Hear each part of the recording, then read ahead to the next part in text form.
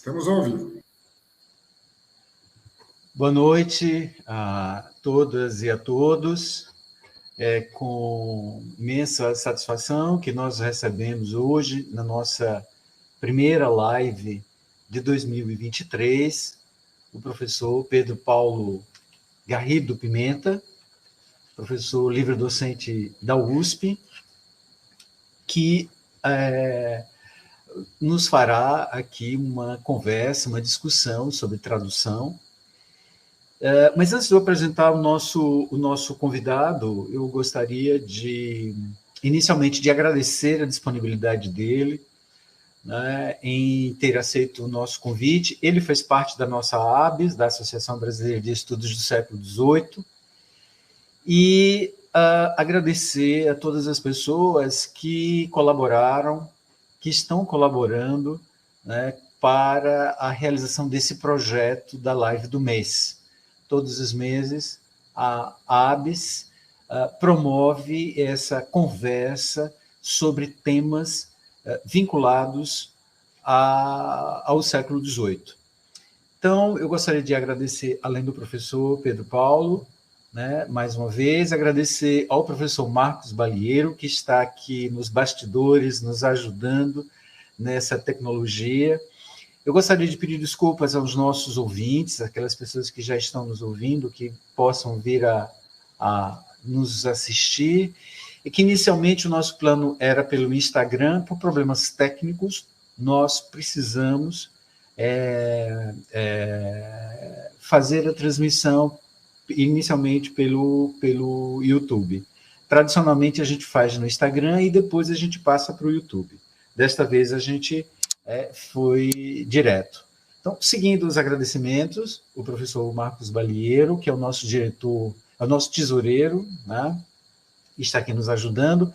Gostaria de agradecer a nossa diretora de comunicação, a professora Lília França, que, na verdade, foi ela que teve essa ideia da gente fazer essa live do mês, e certamente todos os nossos associados estão recebendo a comunicação sobre os nossos eventos, sobre as lives, sobre os acontecimentos, as reuniões científicas e acadêmicas da nossa associação, e eu agradeço muito à professora Lília França.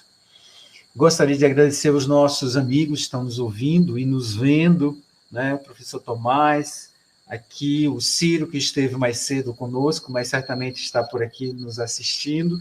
Então, e todas as pessoas que mandaram mensagem perguntando quando é que nós teríamos, quando seria a próxima live, e que certamente estão aqui. Então, agradeço imensamente a todos vocês. Então, eu gostaria, nesse momento, de apresentar o professor Pedro Paulo Garrido Pimenta. Ele tem a graduação em filosofia, o mestrado e doutorado também em filosofia, no Departamento de Filosofia da USP, e ele, atualmente, como eu já disse, é livre-docente, defendeu em 2015, e cuja tese, o título é Organismo e Finalidade na Época da Ilustração.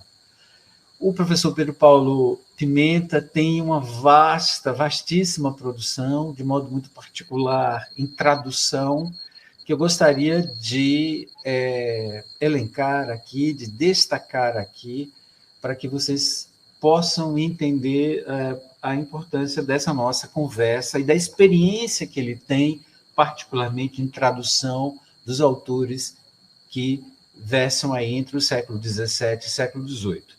Então, a começar por Locke, né, a tradução do Locke do ensaio pela Martins Fontes, né, e do Nesp, Condillac, né, pela do Nesp, Rousseau pela Ubu, essa maravilha de livro, muito bem acabado, muito bem editado, né? A Buffon, a tradução também pela do Nesp, Shaftesbury, é do Nesp, Adam Ferguson, é do Nesp, Hume, e essa do Hume também foi o ano passado, a dissertação sobre as paixões, de David Hume, pela Iluminuras. também está uma edição primorosa. O Adam Smith, também pela Edunesp. O François, eu não sei como se pronuncia, Emercius? François Emercius. O Emster Royce, que é o holandês, né, que foi publicado pela Iluminuras. Iluminuras, né? Bom, o Darwin, Charles Darwin, também pela UBU. Né? O Eagleton, que eu não sei que... Não, mas aí tudo bem, o Eagleton eu fiz assim de distração. E um projeto que é absolutamente fantástico, junto com a professora Maria das Graças, com o professor Tomás e outros colaboradores, que foi o projeto da enciclopédia, né? Uhum. E é um projeto absolutamente fantástico. Os nossos colegas da Associação Internacional ficaram encantados quando a professora Maria das Graças entregou para a diretora volumes da enciclopédia, e que é um trabalho absolutamente engenhoso, e que o professor Pedro Paulo encampou e continua, né? Tem desdobramentos desse trabalho da enciclopédia, né? Eu e a Maria, a gente está preparando agora o 7º volume, né? Eu organizei com a Maria os outros 6, e a gente vai fazer o 7º e derradeiro volume desse projeto. Será que é o derradeiro mesmo, Pedro? Pelo menos é a esperança, né? Que seja o derradeiro. Então, hoje o Pedro Paulo vai falar para a gente sobre os desafios da tradução entre Hume e Rousseau, e depois nós teremos uma conversa sobre um debate sobre essa. Não é bem um debate, mas uma conversa mesmo sobre esse tema. Então, você que está nos vendo, nos assistindo e queira enviar a sua pergunta, a sua questão, então, por favor, anotem aí. E agora eu passo a palavra para o professor Pedro Paulo Pimenta, para as suas considerações iniciais. É com você, Paulo. Legal. Muito obrigado, Antônio Carlos, Marcos Palheiro também, né? O convite que o Toninho fez quando chegou a mim, eu fiquei muito contente, não hesitei em aceitar. E o tema aí proposto para falar um pouco de tradução tem menos a ver com o volume das traduções, porque nesse elenco todo que você fez aí, tem muitas que foram colaborações, né? Algumas edições que, na verdade, eu mais organizei do que traduzi, mas eu pensei em falar sobre os 2 autores que colocaram, não existe, quer dizer, colocaram mais dificuldades, né, para mim, e no sentido de colocar mais questões para reflexão a respeito do trabalho da tradução, que foram o Hume e o Rousseau. Isso não quer dizer que os outros autores tenham sido fáceis, não existe tradução fácil, e em boa medida não existe tradução satisfatória, né? Todo tradutor de filosofia que seja honesto consigo mesmo vai reconhecer que o produto final ele é imperfeito, porque sempre fica alguma coisa em relação ao original que não aparece no texto em português, né? A gente se empenha para ser fiel, mas nos escapa alguma coisa. E olha, vejam, esse algo que escapa tem a ver justamente com o fato de que a transposição de um texto que foi escrito em francês ou em inglês ou em alemão para a língua portuguesa, ou a transposição de qualquer texto de uma língua para outra, é sempre, por definição, um exercício analógico. E na analogia sempre vai faltar alguma coisa, porque a condição da analogia é justamente a comparação parcial, ou seja, a identidade, uma comparação que vai revelar uma identidade parcial entre 2 coisas. E a identidade entre 2 línguas é sempre parcial, né? Mesmo dentro de uma mesma língua, você pode pensar nessas relações de identidade, de correspondência parcial, quando você toma, por exemplo, textos que foram escritos em português do século XIX, ou mesmo XVIII, e compara com a codificação de então com a codificação atual da língua, né? E aí, é claro, no século XVIII português vige uma codificação que não é mais a do XIX, e assim por diante. Então, a tradução ela está destinada a deixar um sentimento de incompletude, né, no espírito, por assim dizer, do tradutor. Mas eu digo isso não a título de lamentação, mas porque justamente tem uma questão interessante aí. Porque no século XVIII, eu fui percebendo isso à medida que ia trabalhando com os textos, né? Existe, de maneira particularmente aguda na filosofia dessa época, um efeito que nem sempre é bem notado e que não diz respeito só à tradução, é que ele aparece na tradução, ele se torna claro na tradução, mas que esse efeito diz respeito à leitura e à interpretação do texto das luzes pelas estudiosas, pelos estudiosos. Eu me refiro a uma certa a um certo deslocamento ou uma diferença, se a gente quiser falar assim de maneira mais direta, uma diferença entre o enunciado e o sentido, né? E com isso eu quero dizer o seguinte, que a filosofia do século XVIII se esmera num trabalho de surdina que é justamente o trabalho da ironia, do distanciamento, de provocar no leitor uma certa dúvida em relação àquilo que está sendo dito, mas não no sentido de produzir uma ambiguidade, mas de levar o leitor a prestar atenção, não é, a certas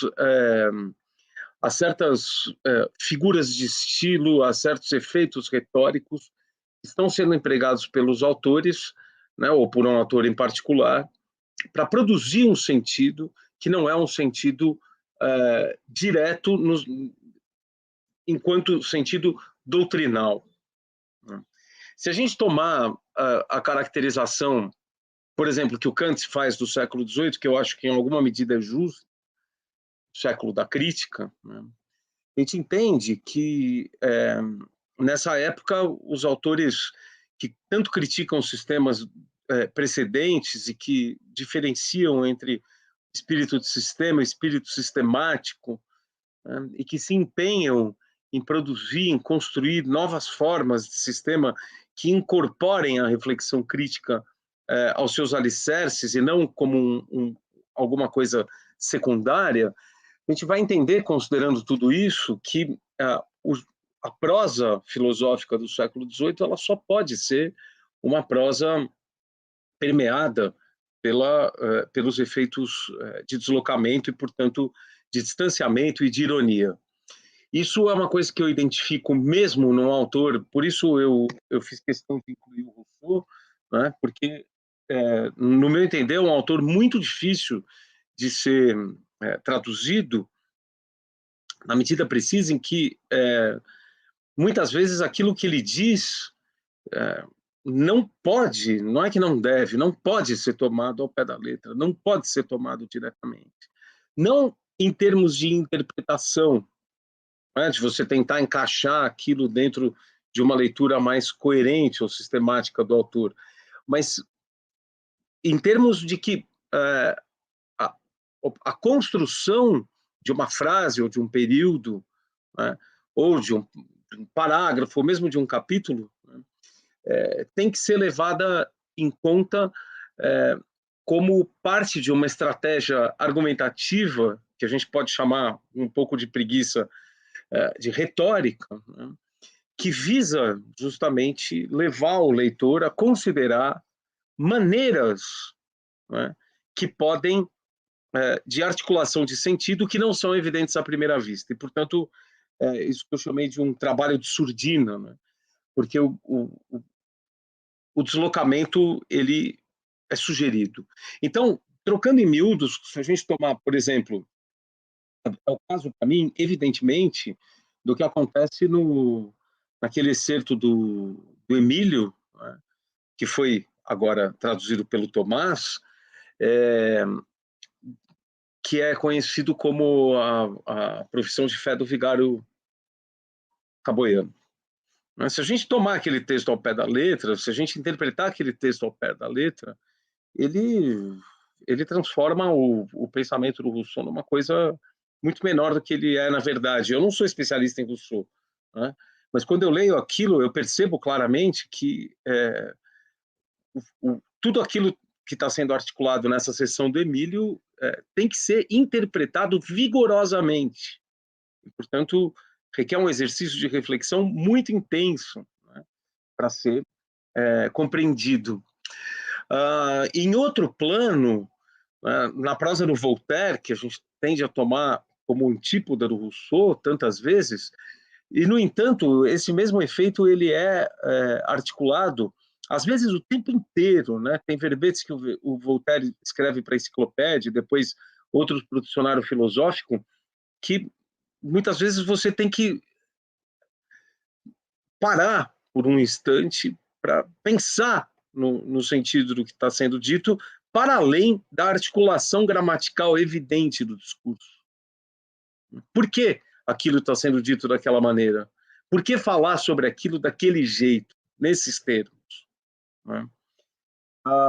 Eu diria então, quer dizer, quando eu traduzi o ensaio sobre a origem das línguas do Rousseau, se colocou que foi um exercício extenuante, né? E pôs à prova todas as minhas limitações como intérprete da filosofia do século XVIII. Por quê? Esse exercício ele é um exercício de fato que uma pessoa que estiver menos disposta vai abandonar a leitura do texto ou vai ser levado ao desespero, porque o ensaio sobre a origem das línguas é um texto que não tem uma tese, né? Ele propõe demonstrações e ele chega a uma tese, mas ele não enuncia essa tese.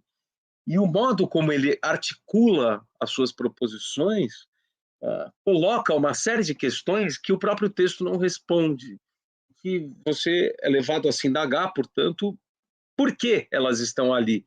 Por que o texto não pode ou não quer respondê-las? Não quer respondê-las. Porque é evidente que o Rousseau teria condições de responder tudo aquilo que ele coloca como problema. Mas por que ele não quer responder a essas questões? Isso não é alguma coisa evidente. Né? Em outro registro, então, o ensaio sobre a origem das línguas acabou sendo incluído num volume maior, né, dos escritos sobre a política e as artes, que foi publicado pela UBU num momento infeliz, porque foi logo que estourou a pandemia, né, no começo de 2020. Então a gente não pôde fazer a divulgação que queria, mas é um volume que ficou muito bom, né, porque na organização, depois além de todas as tradutoras e tradutores que trabalharam no volume, depois teve uma revisão meticulosa que eu fiz com o Fábio Azushima, e na UBU também, elas fizeram várias revisões com sugestões importantes, né, de melhoria do texto. Então, eu acho que foi um trabalho do qual eu me orgulho muito, né? Então, dentro daqueles limites da insatisfação perene do tradutor, eu considero um trabalho primoroso. E no Hilme, né, na dissertação, no volumezinho muito mais modesto da dissertação sobre as paixões, no qual eu também passei anos trabalhando, né, o ensaio sobre a origem das línguas deve ter me custado uns 3, 4 anos. Aí. A dissertação sobre as paixões também, porque eu incluí nesse volume, embora não esteja nomeado na capa, a história natural da religião, que é um texto do Hilme dificílimo de ser interpretado, porque não dá para saber em nenhum momento exatamente o que o Hilme quer dizer com aquilo que ele está dizendo. É um ataque à religião revelada, é um jeito de abrir uma brecha para a religião natural, que depois ele vai contestar nos diálogos sobre a religião natural. A estratégia do Hume nesse texto, ela vai sendo obscurecida à medida que a argumentação caminha e a evidência histórica vai sendo acumulada pelo autor. É um dos textos mais cuidadosos do Hume, porque ele utiliza suas fontes com muito esmero, né? Ele data de uma época em que o Hume começou a aprender grego, então ele começa a se exibir na leitura dos historiadores gregos, coisa que antes ele não fazia, porque só conhecia os latinos. E você vai vendo aquilo e diz, bom, é um texto voltairiano do Hume? Não, mas tem um tipo de ceticismo que não é bem o ceticismo que o Voltaire gostava de cultivar, né? Então, o que a gente faz com um texto desse? Não dá para interpretar, né? Essa é a minha opinião. É um texto que, assim como o ensaio sobre a origem das línguas, resiste à interpretação, né? São, talvez, exemplos extremos, dentre outros, a gente poderia lembrar aqui, por exemplo, a Carta sobre os Cegos, do Diderot, que resistem à interpretação. E quando você vai traduzir textos como esses, você tem que ficar atento o tempo inteiro para efeitos que estão sendo produzidos gramaticalmente e estilisticamente que não são óbvios e, portanto, você tem que se lembrar de algo que deveria ser obrigatório na leitura desses textos, ou seja, eles não foram escritos para pessoas que vivem no século XXI.